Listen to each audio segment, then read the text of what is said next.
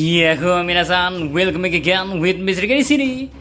Memasuki saga terakhir dari cerita One Piece, rasanya semua pertarungan akan segera memuncak, apalagi setelah kejatuhan dua Yonko di waktu yang bersamaan, yang tentunya akan membuat keseimbangan dunia sedikit tergoyahin. Yaps, gak cuman keseimbangan dunia doang yang bakalan terganggu, melainkan pertarungan-pertarungan besar lain pun akan segera terjadi. Karena kita semua tentu memiliki satu pertanyaan yang sama, yaitu siapa sajakah rival dari Luffy nanti dalam perjalanannya menuju Laugh Tale. Pasalnya, kalau kita tarik kembali ke eranya Luffy atau para generasi terburuknya, selain Kurohige yang emang udah berada di level yang berbeda, mungkin hanya Law dan Kid saja yang awalnya kita kira memiliki kesempatan yang sama dengan All Bakasenjo. Ikut serta dalam mengalahkan salah satu Yonko di negeri Wano Kuni, terlibat dalam beberapa momen penting dunia baru. Siapa yang menyangka kan kalau Odachi malah membuat bajak laut Kid dan Heart Pirates menjadi hancur lebur. Well, kekalahannya di cerita Kid dan Law dari Yonko Shanks dan Kurohige harusnya memperkecil kemungkinan kedua bajak laut itu untuk masih ikut berpartisipasi dalam perlombaan mencari One Piece.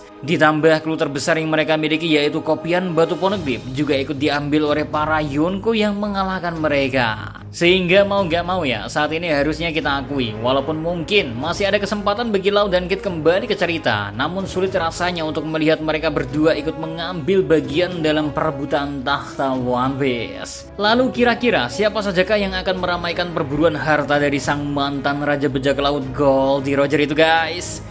Selain kru topi jerami yang udah kita ketahui sejak awal perjalanan mereka, Raja Bajak Laut emang menjadi tujuan utama yang dimiliki oleh sang kapten. Bahkan para kru mereka aja ikut mendukung impian dari sang kapten, bukan? Hingga mereka berlatih habis-habisan untuk bisa mendukung impian dari Luffy itu. Di sisi lain, Kurohige harusnya menjadi salah satu yang pasti juga ikut berburu dalam pencarian harta One Piece. Karena selain emang jadi antagonis utama yang emang udah dipersiapin oleh Odachi, gak ada alasan lain yang memperkuat mengapa Kurohige sampai harus membunuh rekannya sendiri untuk mendapatkan kekuatan buah iblis Yami Yami no Mi. Dan sekarang ditambah dia sedang mempersiapkan kekuatan dari seluruh krunya, hingga ke tahap hampir seluruh kru Kurohige memiliki buah iblis yang bisa dikatakan sangat overpower. Sehingga kita pun yang mengikuti perjalanan mereka terasa terbawa suasana kalau bajak laut Kurohige emang sedang bersiap untuk menuju pulau terakhir. Nah, dua kelompok bajak laut terakhir sebenarnya baru saja mendeklarasikan kalau mereka akan segera mencari One Piece, yang mana mungkin awalnya kita pun gak menyangka kalau bajak laut Akagami ternyata bakalan ikut kembali terlibat dalam perburuan One Piece, Dan satu kelompok terakhir ialah kelompok Bagi yang saat ini posisinya sedang bersama Crossquill. Yaps, Akagami Pirates melalui Shanks pada chapter 1054 mengatakan kalau udah saatnya bagi mereka bergerak untuk mendapatkan One Piece. Sedangkan bagi di chapter 1082, dia mengumumkan secara sepihak kalau mereka juga akan terlibat dalam perburuan harta karun itu. Sesuatu yang sangat mengejutkan memang, namun masih masuk akal rasanya. Karena keduanya walau sempat berada di kapal Roger dulunya ya, tapi emang dua-duanya belum pernah sampai ke pulau terakhir. Maka dari itu masih masuk akal bagi kita semua mengetahui kalau Shanks dan Bagi bakalan ikut meramaikan perburuan One Piece, yang mana perang besar yang bakalan terjadi. Itu berarti kemungkinan ya bakalan melibatkan 4 kelompok bajak laut yang saat ini posisinya merupakan Yonko juga.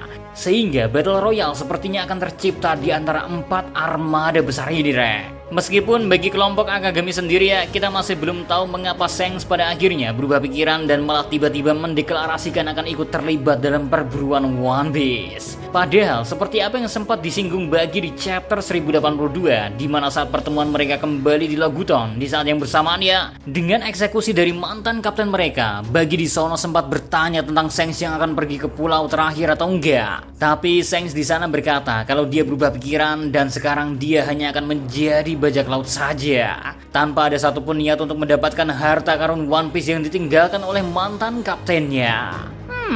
Kemungkinan besar perubahan pikiran yang terjadi kepada Shanks itu ya dikarenakan obrolan yang dilakuin oleh Roger dengan Shanks sesaat sebelum mereka berdua berpisah. Soalnya aneh rasanya kalau gak ada pemicu dalam diri Shanks, akan tetapi dia tiba-tiba aja berubah seperti itu. Dan orang yang memiliki dampak paling besar pada hidup Shanks saat itu ya harusnya siapa lagi kalau bukan Roger sang kapten yang ikut membesarkannya di atas kapal Oro Jackson.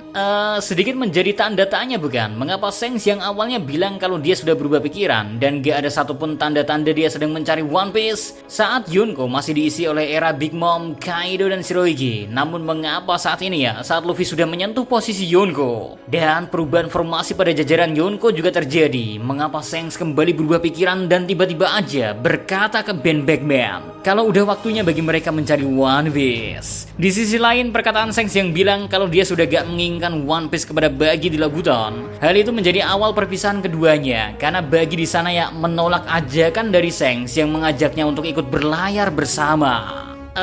Bagi sendiri yang ikut mendeklarasikan kalau dia bakal mencari One Piece, hal itu berarti ya secara gak langsung melibatkan Crocodile dan Mihawk yang saat ini terhubung dalam organisasi Cross Guild.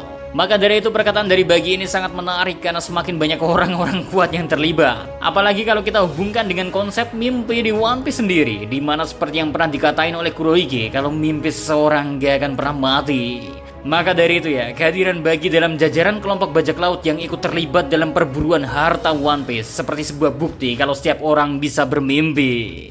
Gak hanya orang-orang kuat saja yang memiliki mimpi dan kesempatan untuk mendapatkan sesuatu. Padahal Buggy sendiri sempat mengakui kalau berkat kehadiran Shanks di kapal Roger, dia mengerti kalau dirinya selalu kalah karena Shanks memang sangat berbakat. Sementara kita sendiri tahu kan kalau Buggy selama ini mungkin hanya bertahan mengandalkan yang namanya keberuntungan. Bahkan berbeda dengan Shanks yang setelah keluar dari bajak laut Roger aja, dia masih terkenal dan diketahui sebagai salah satu mantan krunya Roger. Sedangkan Buggy, siapa yang takut dan menganggap Buggy seberbahaya itu? Gak ada kan? Makanya permainan Odachi dengan mengikut sertakan Buggy dalam perburuan mencari One Piece membuat semua hari ini menjadi semakin menarik untuk kita ikuti. Karena bisa kita katakan kan saat ini posisinya berarti ya seluruh kru dari kelompok Yonko bakal bergerak total. Dan mereka semua hanya memiliki satu tujuan, yaitu Laugh Tale. Oke, kayaknya cukup segitu aja dulu buat pembahasan konten kali ini guys. So, see you next time. Mari sekarang melos everyone. Salam Animedia.